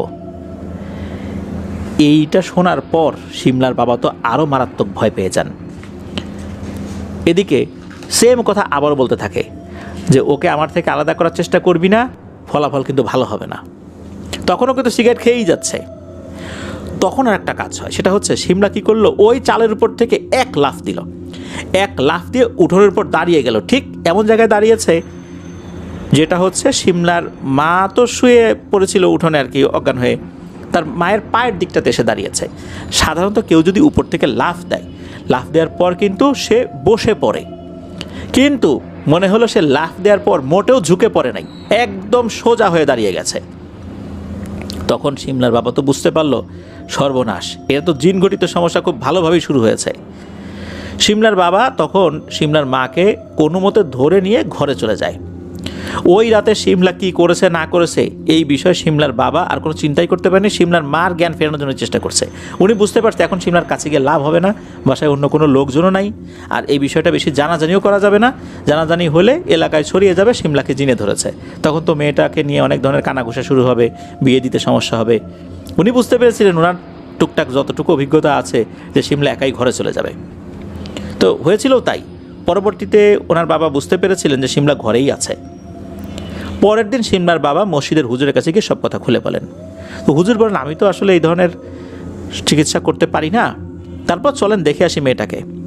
হুজুর সিমলাদের বাড়িতে এসে সিমলার রুমে যায়, দেখে সিমলা বিছানার উপর শুয়ে আছে, ঘুমাচ্ছে। আর ঘরের ভিতরে প্রচুর পরিমাণে সিগারেট। এই সিগারেট যে কে দিয়ে যায়, সিমলা কোত্থেকে কেনে বোঝা যায় না। আশেপাশে কোনো দোকান থেকে কিনেছে বলেও মনে হয় না। আশেপাশের দোকান থেকে কিনলে তো সেই দোকানদাররা বলতো যে কি কুদ্দুস সাহেব, আপনার মেয়ে দেখি সিগারেট খাওয়া ধরেছে, কেউ না কেউ তো বলতোই। কিন্তু এই সিগারেটগুলো সে আশেপাশের কোনো দোকান থেকে কিনেছে বলে মনে হচ্ছে না, মনে হচ্ছে শত শত সিগারেটের পেছনের অংশ, ফিল্টার যেটা, এটা পড়ে আছে। তাহলে এত সিগারেট সিমলা কোথায় পেল? এটা কিভাবে সম্ভব? এটা নিয়ে তো আসলে সিমলার বাবা খুব চিন্তিত হয়ে পড়লেন, কে দিয়ে যায় সিগারেটগুলো। যাই হোক, হুজুরও বুঝতে পারলেন যে এখানে বড় ধরনের একটা ঝামেলা হয়েছে।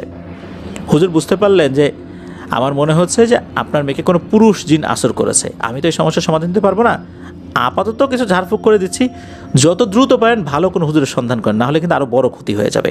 এই বলে হুজুর চলে যান। এদিকে কিন্তু সিমলা নানা ধরনের অঘটন ঘটিয়েই চলেছে বাসায়, বাইরে কিছু করছে না, বাড়িতে করছে। একদিন সিমলার বাবা একজন হুজুরকে নিয়ে বাড়িতে আসেন। সিমলার বাবা যখন হুজুরকে নিয়ে বাড়িতে ঢোকেন, সিমলা কিন্তু তখন তার রুমে, হুজুর কিন্তু ওই সিমলাকে দেখেনি তখনও। যখনই বাড়ির উঠোনে পা দিয়েছে, সিমলা ঘরের ভিতর থেকে এত জোরে অট্টহাসি শুরু করেছে আর পুরুষালী কণ্ঠে চিৎকার করে বলছে, এ রে কুদ্দুস, তুই কাকে নিয়ে আসছিস রে? এই হুজুর আমার কি করবে? এটা কিন্তু সবাই শুনছে, বাড়িতে যারা যারা ছিল সবাই শুনেছে। হুজুর আর সিমলার বাবা সিমলার রুমে যায়, গিয়ে দেখে সিমলা বিছানায় বসে আছে আর হাসছে। তখন হুজুর সিমলাকে বলে যে, কি মা, তোমার কি হয়েছে? তখন সিমলা সেই আবার ভয়ঙ্কর একটা পুরুষালী কণ্ঠে বলে ওঠে, এই বেটা, আমি মা না, বাবা বল, বাবা। হুজুর তখন সিমলার ভিতরে থাকা ওই জিনটাকে বলে, বুঝতে পারছি, আচ্ছা বলো তো তুমি সিমলাটাকে কেন কষ্ট দিচ্ছ? ও তোমার কী ক্ষতি করছে? তখন সিমলার ভেতর থেকে ওই জিনটা বলছে, এত কথা তোকে কেন বলবো? তোর সাথে তো এইসব বিষয় নিয়ে কোনো আলোচনা করব না, তুই চলে যা, তোর সাথে আমি শত্রুতা সৃষ্টি করতে চাই না। এই কথা শোনার পর হুজুর তার সাথে থাকা ব্যাগের ভিতর থেকে একটা বোতল বের করেছেন। ওই বোতলে সম্ভবত জমজমের পানি ছিল, নিশ্চিত না, তবে মনে হয় জমজমের পানি ছিল আর কি, এমনটাই জানিয়েছেন। তো হুজুর কি করেছেন, ওই পানি সিমলা যেখানে বসা ছিল, সিমলার গায়ে কিন্তু ছিটান নাই, তার চতুর্দিকে ছিটিয়ে দিয়েছেন, মানে একটা বৃত্তাকারে ছিটিয়ে দিয়েছেন আর কি। তখন ওই হুজুর ওই জিনটাকে বলতে থাকে, এখন বলতো তুই কে, ওকে কেন কষ্ট দিচ্ছিস? ওই জিনটা এসবের কোনো কথার উত্তর না দিয়ে বলছে, তুই কিছুই করতে পারবি না, আমি কে সেটা তোকে কেন বলবো? তখন হুজুর বলছে, তোকে যেটা বলছি সেটা বল, সিমলা ও তোর কি ক্ষতি করেছে, তুই কেন ওকে ধরেছিস? তখন এই কথার উত্তর না দিয়ে জিনটা বলে, এত কথার উত্তর আমি দেব না, আমি ওকে নিয়ে যাব, আর এত কথা বলার সময়ও আমার নাই। আর সিমলা নিজেই অনুমতি দিয়েছে ওর সাথে থাকার, ওর শরীরে ঢোকার অনুমতি ওই দিয়েছে। যখন কেউ তার শরীরের ভেতরে থাকার অনুমতি সে নিজে থেকেই দিয়ে দেয়, তখন কিন্তু তাকে সহজে ছাড়ানো যায় না, এটা কিন্তু তুই নিজেও জানিস। আমি কিন্তু জোর করে ওর কাছে আসি নাই, ও নিজে থেকে আমাকে আমন্ত্রণ জানিয়েছে, আমি তো এখন যাব না, তুই আমাকে তাড়াতে পারবি না। ও নিজের ইচ্ছায় ওর শরীরের অংশ আমাকে দিয়ে দিয়েছে, আমার সঙ্গ ও পছন্দ করে, আমি ওর সঙ্গ পছন্দ করি, তুই বেটা মাঝখানে হাড্ডি হয়ে আসছিস কেন, যা ভাগ এখান থেকে।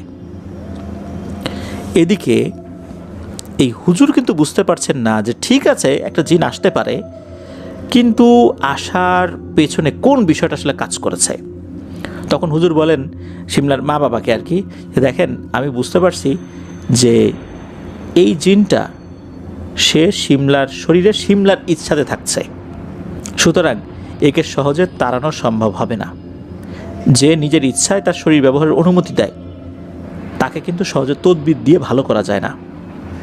এখন এই বিষয়টা অনেক কঠিন হয়ে গেছে, এটা আমার সাধ্যের বাইরে, আমাকে ক্ষমা করবেন, এই বলে হুজুর চলে যান। এদিকে হুজুর কোনো ধরনের কোনো ট্রিটমেন্ট না করে চলে গেলেন। এখন কি হবে? সিমলার বাবা কিন্তু অনেক ভেঙে পড়েন, তার একটাই মেয়ে, কি করবেন না করবেন বুঝতে পারছেন না। তখন সিমলার যিনি মা সিমলার বাবাকে বলেন, তুমি একটা কাজ করো, আমার ভাইকে খবর দাও, মানে সিমলার মামাকে খবর দেওয়ার কথা বলেছে। সিমলার মামার কিছু মানুষদের সাথে সম্পর্ক রয়েছে যারা এই টাইপের কাজ জানেন বা রাখি আর কি, এই টাইপের লোকদের সাথে পরিচয় আছে। তো আরও একটা কারণে তাকে খবর দিতে বলা হয়েছিল, কারণ শিমলাকে সামলানো যাচ্ছিল না। ওই বাড়িতে পুরুষ লোক বলতে শিমলার বাবা, সেও তো সবসময় থাকে না। তাকে যখন খবর দেওয়া হয়, শিমলার মামা, শিমলার মামি আর শিমলার একটা ছোট মামাতো ভাই আছে অল্প বয়স্ক, তো তারা চলে আসেন। তো চলে আসার পর দেখেন এই অবস্থা। তখন শিমলার মামার পরিচিত একজন ব্যক্তি, যার বাড়ি হচ্ছে সিলেটে, উনি বেশ বড় মাপের একজন হুজুর, তো ওনার কাছে যাওয়ার জন্য পরিকল্পনা করেন। সেই অনুযায়ী শিমলার বাবা এবং শিমলার মামা সেখানে যান। হুজুরকে সব কথা খুলে বলা হয়। তখন হুজুর বলেন যে দেখেন, আমি এইভাবে কোনো রুগীর বাড়িতে যাই না, রুগীকে নিয়ে আসতে হবে। রুগীকে যদি নিয়ে আসেন তাহলে আমি চেষ্টা করতে পারি আল্লাহর ইচ্ছায়। আমার পক্ষে রুগীর বাড়িতে যাওয়া সম্ভব না। আমার কাছে অনেক রুগী আসে, আমি যদি কারো বাড়িতে যাই তাহলে যারা আসে দূর দূরান্ত থেকে, অনেকেই মোবাইল ফোন ব্যবহার করেন না, তারা জানেন যে আমি সবসময় বাড়িতেই থাকি। দূর দূরান্ত থেকে লোকজন আসলে তখন কি হবে? আর অনেক রুগীর অবস্থা খুবই সিরিয়াস থাকে, তাদের কিন্তু অপেক্ষা করানোর মতো সময়ও থাকে না। এই জন্য আমি কোথাও যেতে পারবো না, মেয়েটাকে নিয়ে আসেন। এই কথা শোনার পর ওনারা আবার বাড়িতে চলে আসেন। এরপর শিমলাকে নিয়ে যাবেন এরকম পরিকল্পনাই করা হয়। এদিকে শিমলার কলেজে যাওয়া কিন্তু বন্ধ করে দেওয়া হয়েছে, কারণ কলেজে গিয়ে যদি সে এরকম সমস্যা করে তাহলে তো চারদিকে বিষয়টা ছড়িয়ে যাবে আর কি, একদম মাখামাখি হয়ে যাবে বিষয়টা, মানুষজন জেনে যাবে। ওনারা চাচ্ছিলেন না বিষয়টা মানুষজন জানুক, এর মধ্যেই বিষয়টা সমাধান করে ফেলতে। এদিকে সিলেটে সেই হুজুরের কাছে যাওয়ার প্রস্তুতি ওনারা নিচ্ছেন। শিমলাকে খাবার দিলে শিমলা কখনো খায়, কখনো খায় না, কখনো অর্ধেক খায়, কখনো পুরোটা খায়, কখনো কিছুই খায় না, এমনও হয়। কিন্তু এদিকে ওনারা তো খুব চিন্তায় থাকাটা স্বাভাবিক। যাই হোক, হুজুর যিনি ছিলেন আর কি, যিনি বলেছিলেন যে আসবেন না আর কি কারো বাড়িতে, তো শিমলাকে ঠিকঠাক মতোই নিয়ে যাওয়া হয়। যাওয়ার পথে খুব বেশি আসলে সমস্যা হয়েছে এটাও বলা মুশকিল, তবে যাওয়ার সময় কিছুটা চিৎকার চেঁচামেচি করেছিল, যেটা হয় আর কি স্বাভাবিকভাবেই। তবে নিতে নিতে আর একটা ঘটনা ঘটে, এই ঘটনাটা বেশ মারাত্মক। তা হচ্ছে, হঠাৎ করে শিমলা মোচড়াতে থাকে। মোচড়াতে এমন একটা অবস্থা হয়, সে বাঁকা হয়ে যায়, তার শরীরটা আর সোজা হচ্ছে না। আরবি অক্ষর বা, আলিফ বা যেরকম, তার শরীরটা অনেকটা ওই রকম হয়ে যায়। এদিকে কোনোভাবেই শিমলাকে সোজা করা যাচ্ছে না। শিমলা যখন মোচড়াচ্ছিল মনে হচ্ছে তার হাড়গুলো কটমট করছে, মানে হাড়গুলো ভেঙে যাচ্ছে। তো ওই অবস্থাতেই তাকে তো নিয়ে যাওয়া হয়েছে, আর নিয়ে যাওয়া হয়েছে একটা মাইক্রো রিজার্ভ করে আর কি। সে এরকম করছে, বাঁকা হয়ে আছে, কোনোভাবেই তাকে কিন্তু সোজা করা যায়নি। যখন শিমলাকে নিয়ে যাওয়া হয় তখন হুজুর এটা দেখেছেন। হুজুর দেখেই বলেন যে মেয়েটাকে ঘরে নিয়ে যান। শিমলার মামা আর বাবা আসেন, শিমলার মাকে বাইরে রাখা হয়। হুজুরের নির্দিষ্ট একটা ঘরে যখন শিমলাকে নিয়ে যাওয়া হয়, হুজুর কি করেছেন, একটু পানি ছিটিয়ে দিয়েছেন। পানি ছিটিয়ে দেওয়ার সাথে সাথে মনে হচ্ছে শিমলা আবার মোচড়ামুচড়ি শুরু করেছে, আবার হাড়ে কটকট শব্দ হচ্ছে, আর শিমলার বডিটা একদম সোজা হয়ে গেছে। মানে শিমলা এখন একদম স্বাভাবিক হয়েছে, তার বডির যে স্বাভাবিক শেপ ওরকম শেপে চলে আসছে। এরপর শিমলার বাবাকে ওই হুজুর বলেন যে আপনি আমার বাসার পেছনে যান, গিয়ে দেখেন একটা জবা গাছ আছে। এই জবা গাছে একই সাথে লাল এবং সাদা জবা ধরে, ওখানে গিয়ে দুটো ফুল দেখবেন, একটা সাদা জবা আর একটা হচ্ছে লাল জবা, মানে রক্ত জবা। এই দুটো ফুল আপনি এক নিঃশ্বাসে ছিঁড়ে আমার কাছে নিয়ে আসেন। তো উনি সেখানে যান, গিয়ে দেখেন সত্যি ওই গাছে অন্য কোনো জবা ফুল নাই, এমনকি কোনো কড়িও নাই। যখন জবা ফুল ফোটে তখন দেখা যাচ্ছে আরও অনেক কড়ি থাকে ফুলের, যেখান থেকে পরবর্তীতে আবার পূর্ণ একটা ফুল বিকশিত হবে আর কি। এমন কিছুই নেই। যাই হোক, এটা দেখে উনি অবাক হয়েছেন। ফুল দুটো উনি এক নিঃশ্বাসে ছিঁড়ে হুজুরের কাছে নিয়ে এসেছেন। এরপর শিমলাকে একটা বৃত্তের মধ্যে বসিয়ে দেওয়া হয়। ওখানে বসার পর হুজুর উনি ওনার মতো করে রুকিয়া করেছেন। ওখানে ছিলেন শুধু ওই মেয়েটা, অর্থাৎ শিমলা আর হুজুর। অন্যদেরকে তখন ঘর থেকে বাইরে বের করে দেওয়া হয়। প্রায় 1 ঘন্টার মতো এরকম চলে। এরপর হুজুর ভেতরে সবাইকে ডাকেন, সবাই ভেতরে আসে। দেখা যাচ্ছে যে শিমলা বসে আছে, মোটামুটি তখন স্বাভাবিক, একদম স্বাভাবিক আর কি। ক্লান্তি আছে, যেহেতু দীর্ঘ একটা জার্নি করে আসে, শরীরের উপর একটা ধকল গিয়েছে, যে মোচড়ামুচড়ি করেছে, শরীরের হাড়ে একটা ক্ষতি হয়েছে, এইটার একটা ধকল তার চোখে মুখে স্পষ্ট হয়ে উঠেছে। হুজুর তখন বেশ কিছু কথা বলেন। তা হচ্ছে যে শিমলার উপর যে জিনটা আসর করছে এটা মূলত একটা আশিক জিন। এই আশিক জিন অদ্ভুত একটা কাপড়ের মাধ্যমে চলে এসেছে। এই কাপড়টা কোথা থেকে এসেছে এটা হুজুর বলতে পারেননি বা বলেননি। ওই কাপড়টা যখন শিমলা টাচ করেছে এর মাধ্যম দিয়ে ওই জিনের সাথে একটা সম্পর্ক হয়ে যায়, আর এরপর থেকেই ওই জিনটা তার স্বপ্নের মধ্যে আসতে শুরু করে। এরপর যেটা হয়, শিমলা নিজের ইচ্ছায় ওই জিনটাকে শিমলা শরীর ব্যবহার করার অনুমতি দিয়েছে। আর এই কারণে এমন একটা কানেকশন তৈরি হয়ে গেছে ওই আশিক জিনের সাথে শিমলার, যে এখন যদি ওই জিনটাকে বন্দি করা হয় বা হত্যা করা হয় তাহলে এর একটা মারাত্মক প্রভাব শিমলার শরীরের উপরে পড়বে, সে মারাও যেতে পারে। আর হুজুর জানান যে উনি ওনার পালিত জিনদের সাথে কথা বলেছেন, সেই জিনটাকে হাজির করে সেই জিনের সাথেও কথা বলেছেন। এই জিনটাকে আসলে এখন বন্দি করা বা হত্যা করা সম্ভব নয়। যদি হত্যা করা হয়, বন্দি করা হয়, শিমলা মারা যাবে। এমনটা না যে অন্য কোনো জিনে এসে মেরে ফেলবে। ওই জিনটা শিমলার শরীরে এমন কিছু করে দিয়ে রেখেছে যে যদি ওই জিনটাকে কোনো ক্ষয়ক্ষতি করা হয় তাহলে এর প্রভাব মারাত্মকভাবে শিমলার উপর এসে পড়বে। তবে হুজুর এতটুকু সমাধানে এসেছেন যে ওই জিনটা শিমলার শরীর আর ঢুকবে না, শিমলার স্বাভাবিকভাবে জীবনযাপন করবে। তবে শর্ত একটাই, শিমলার কখনো বিয়ে হবে না, এটা হতে দেবে না বা এটা হবেও না। তখন হুজুর বলে দেন যে এটা ছাড়া আর কোনো উপায় নাই, কারণ শিমলা যদি নিজের ইচ্ছায় ওই জিনটাকে তার শরীর ব্যবহারের অনুমতি না দিত তাহলে কিন্তু এই সমস্যার সমাধানটা অনেক সহজ হতো। কিন্তু এটা হয়নি, শিমলা না বুঝেই এই কাজটি করে ফেলেছে, যার কারণে এই সমস্যাটা সৃষ্টি হয়ে গেছে। এখন এটা সমাধান একটাই, শিমলা বেঁচে থাকবে, শিমলা স্বাভাবিক থাকবে, তবে তার কোনো বিয়ে হবে না, এটাই সমাধান, এছাড়া আর কোনো সমাধান নেই। এই কথা শোনার পর শিমলার মা বাবা, ওনার মামা খুব একটা দীর্ঘশ্বাস ফেলেন যে একটা মেয়ে এইভাবে পুরো জীবনটা পার করে ফেলবে।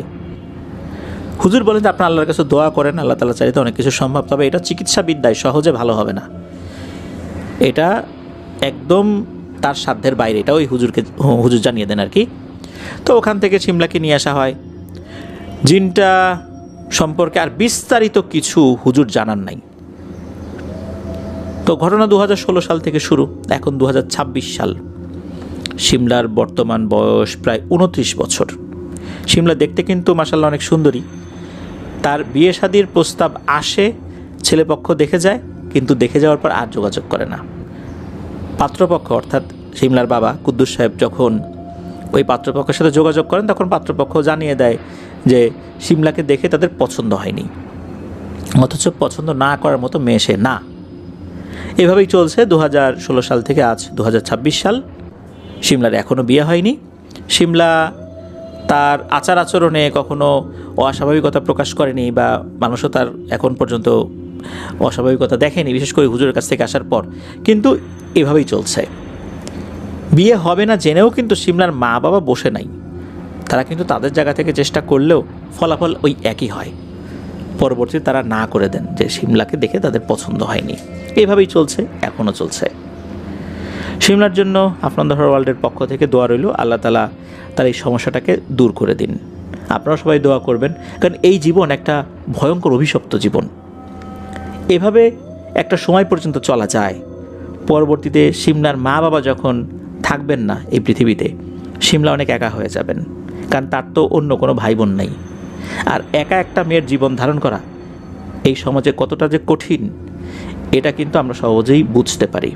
আল্লাহ তাআলা শিমলার এই সমস্যাটাকে দূর করে দিন, সেজন্য আবার স্বাভাবিক জীবনে ফেরত আসতে পারে, আমরা সেই দোয়াই করব। ধন্যবাদ জানাচ্ছি রাকিব ভাইকে আপনার পাঠানো দুটি ঘটনার জন্য। প্রথম ঘটনা তো আমরা শুনলাম, শিমলার ঘটনাও শুনলাম।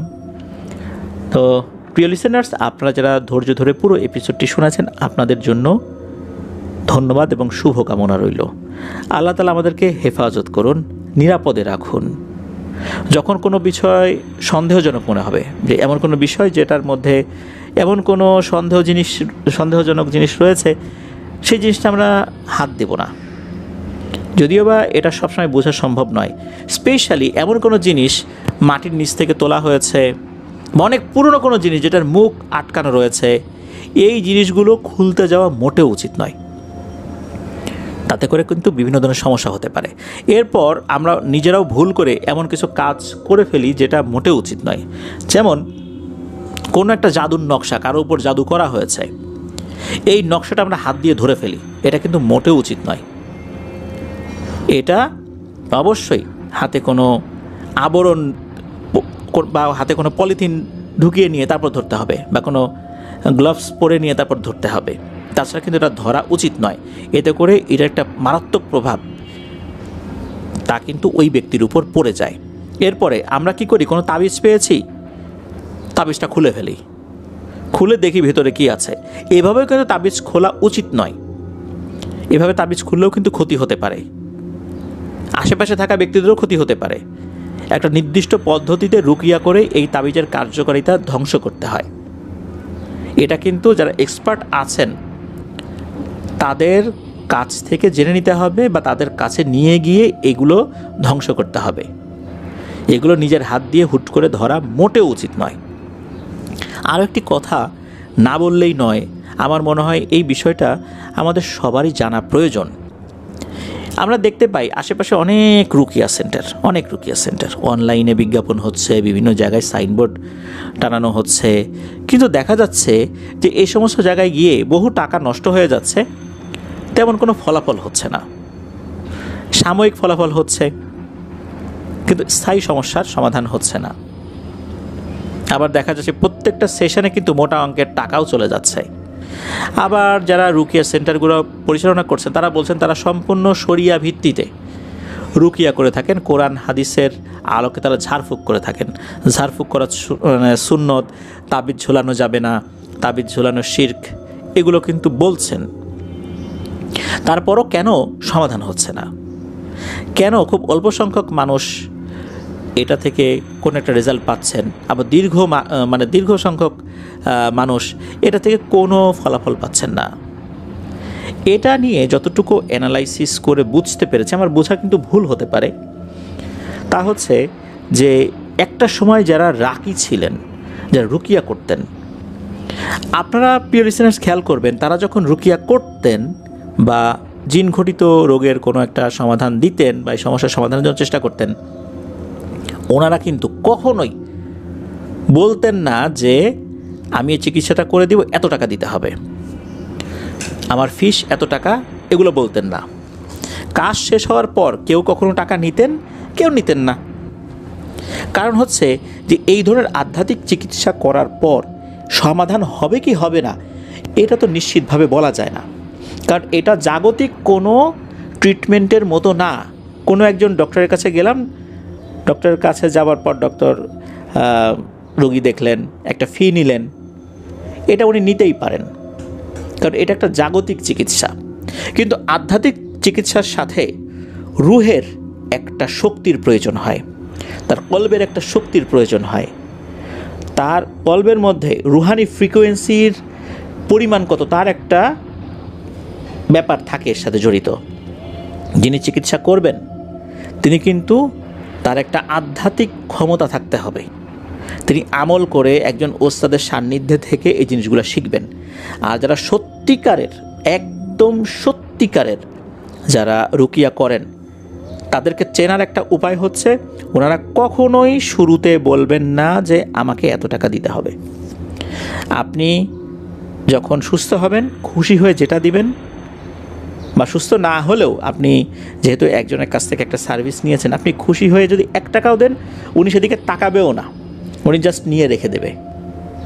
উনি বলবেনও না যে আমি এত দূর থেকে এসেছি, আমার পথ খরচটাও তো দিলেন না, এটাও বলবে না। যদি এটা বলে থাকেন তাহলে বুঝতে হবে যে উনি আসলে রুহানি শক্তিতে দুর্বল।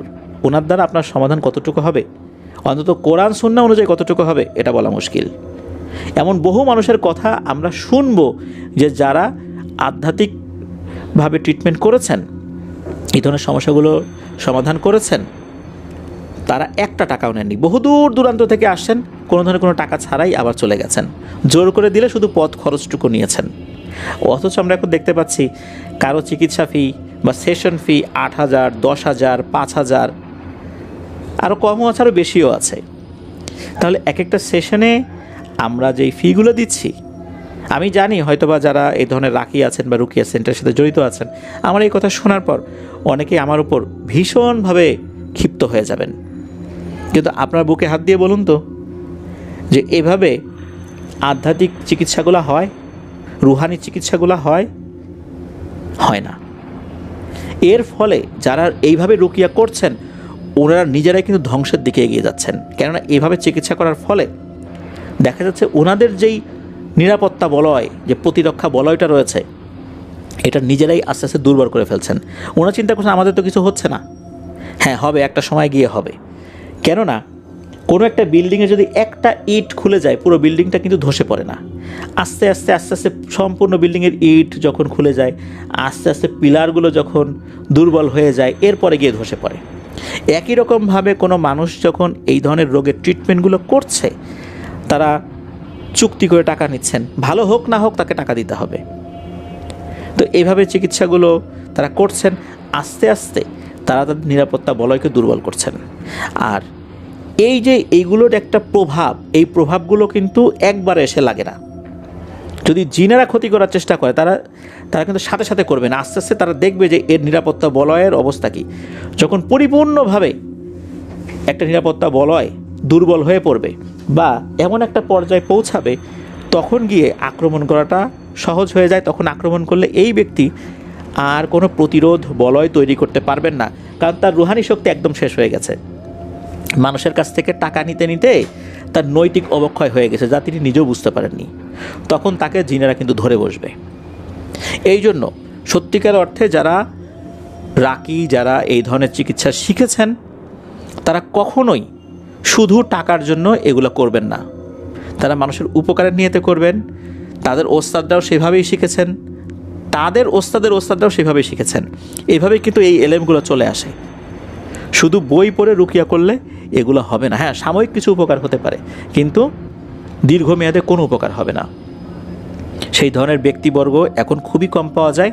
ওই ধরনের ব্যক্তিবর্গ যদি আপনারা খুঁজে পান, যারা কোনো টাকার কথাই বলেন না, খুশি হয়ে যে যেটা দেয় সেটাই নেন, টাকার দিকে তাকিয়েও দেখেন না, বুঝতে পারবেন এমন ব্যক্তিদের কাছ থেকেই আল্লাহ চাহেন তো সমাধান আসতে পারে।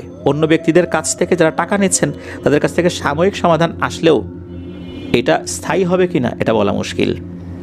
আর মুখে বলছে যে আমরা কোরআন সুন্নাহ অনুযায়ী চিকিৎসা করছি, কিন্তু এই যে চুক্তি করে টাকা নিচ্ছে, এটা কি কোরআন সুন্নাহ অনুযায়ী হচ্ছে? হ্যাঁ, কাজ হয়ে যাওয়ার পর খুশি হয়ে কেউ কিছু দিয়েছে, এটা কিন্তু নেয়ার যেই একটা বিষয়টা, এটা কিন্তু হাদিসে উল্লিখিত রয়েছে। একজন সাহাবীও কিন্তু এরকম নিয়েছেন। উনি সাপে কাটা রোগীর একটা চিকিৎসা করেছিলেন। সূরা ফাতিহা পড়ে ফু দেওয়ার পর আল্লাহর রহমতে উনি ভালো হয়ে যান। খুশি হয়ে ওখান থেকে বেশ কিছু দুম্বা বা ছাগল এরকম উপহার দিয়েছিলেন তারা। উনি সেটা গ্রহণ করেছিলেন। এরপর রাসূল সাল্লাল্লাহু আলাইহি সাল্লামকে বলার পর উনিও সেটা অ্যাকসেপ্ট করেছিলেন যে হ্যাঁ, যেহেতু ভালো হয়ে গেছে। তবে রাসূল সাল্লাল্লাহু আলাইহি সাল্লাম জিজ্ঞেস করেছেন, তুমি কী পড়ে ফু দিয়েছ? কোনো দুর্বোধ্য মন্ত্র পড়ে ফু দাওনি তো? পরে উনি বলেন, না, সূরা ফাতিহা পড়ে আমি ফু দিয়েছি, কেননা সূরা ফাতিহা সকল রোগের শেফা। তখন কিন্তু রাসূল সাল্লাল্লাহু আলাইহি সাল্লাম খুশি হয়েছিলেন। তার মানে হচ্ছে যে কাজ হয়ে গেলে কেউ খুশি হয়ে কিছু দিলে সেটা নেওয়া যাবে, কিন্তু কোনোভাবেই এটা বলা যাবে না আমাকে এত টাকা দিতেই হবে। কিন্তু এটাই কিন্তু হচ্ছে। আপনারা দেখুন, কোনো রুকিয়া সেন্টারের সাথে কথা বলে যে তারা কিন্তু একটা ফিস নিচ্ছেন, আপনারা সেই মানুষদেরকেই খুঁজে বের করুন যারা কোনো টাকার কথা বলে না। হ্যাঁ, টাকা দিতে হবে, আমি এই অর্থে বলছি, যখন একটা মানুষ অনেক কাজ করছেন, কষ্ট করছেন, দূর দূরান্ত থেকে এসেছেন, তার গাড়ি ভাড়ার তো একটা বিষয় থাকে। একটা মানুষ কষ্ট করছেন, এটা আপনাদের বিবেচনা অনুযায়ী কিন্তু এটা দিতে হবে। তো এটা কিন্তু আমাদেরও মাথায় রাখা জরুরি যে একটা মানুষ কষ্ট করছে, তারও পরিবার আছে, উনি এই খেদমতটা আমাদের জন্য করছেন, তারও ঝুঁকি থাকে, ঝুঁকিটা নিয়ে করছেন। এটা আমাদের মাথায় রাখা যেমন জরুরি, ঠিক তেমনি তাদেরও মাথায় রাখা জরুরি যে আগে থেকে চুক্তি করে কোনো টাকা নেওয়া যাবে না। তাহলে আপনার দ্বারা আর যাই হোক দিনের খেদমত হবে না। মানুষের উপকার হতে পারে সাময়িক সময়ের জন্য, কিন্তু আপনি বড় ধরনের একটা বিপদে পড়তে যাচ্ছেন অচিরেই। আর এই বিপদে একবার পড়লে উদ্ধার পাওয়ার আর কোনো উপায় নেই। আল্লাহ আমাদেরকে বোঝার তৌফিক দান করুন। প্রিয় লিসেনার, অনেক কথা বলে ফেললাম। যারা রুকিয়ার সাথে যুক্ত আছেন বা রাকি আছেন, আমার এই কথাগুলো শুনলে কেউ কেউ হয়তো মনক্ষুণ্ণ হতে পারেন। তবে আমার ধারণা, আমি যতটুকু মানুষের কাছ থেকে জেনেছি, বিশেষ করে যারা এই বিষয়ে অভিজ্ঞ আছেন, তাদের কাছ থেকে আমি এরকমটাই জেনেছি। এই অনুযায়ী কথাগুলো বললাম। আশা করি যে আমাদের যারা সম্মানিত লিসেনারগণ রয়েছেন আপনারাও ঠিক এই ধরনের ব্যক্তিদেরকে খুঁজে বের করবেন। তবে আমরা এই ধরনের কোনো ব্যক্তিদের সন্ধান দেই না, দেবও না ভবিষ্যতে। এটা আমাদের কাজ না, আমরা এটা করতেও আগ্রহী না এই ধরনের সন্ধান দিতে। আমরা শুধু মানুষদেরকে ভয়ের ঘটনা শোনানোর মাধ্যম দিয়ে সচেতন করার চেষ্টা করছি, মেসেজ দেওয়ার চেষ্টা করছি। তবে আমরা কোনো রুকিয়া সেন্টার বা কোনো ভালো হুজুর বা রাকির সন্ধান দিতে অপারগতা প্রকাশ আগেও করেছি, এখনও করছি, ভবিষ্যতেও করব। এই বিষয়ে আমাদেরকে নক দিয়েও কোনো লাভ হবে না, ইমেল করেও লাভ হবে না, আমরা এগুলো দেখিও না। আজকের এপিসোড থেকে বিদায় নিচ্ছি। সবাই ভালো থাকবেন, সুস্থ থাকবেন। আমার জন্য দোয়া করবেন, আমার পরিবারের জন্য দোয়া করবেন, আপনাদের জন্য দোয়া রইল, আপনাদের পরিবারের প্রত্যেকের জন্য দোয়া রইল। মহান আল্লাহ সুবহানাহু ওয়া তাআলা আমাদেরকে ভালো রাখুন, সুস্থ রাখুন, নিরাপদে রাখুন, আফনান দ্য ওয়ার্ল্ডের সাথে রাখুন। আসসালামু আলাইকুম।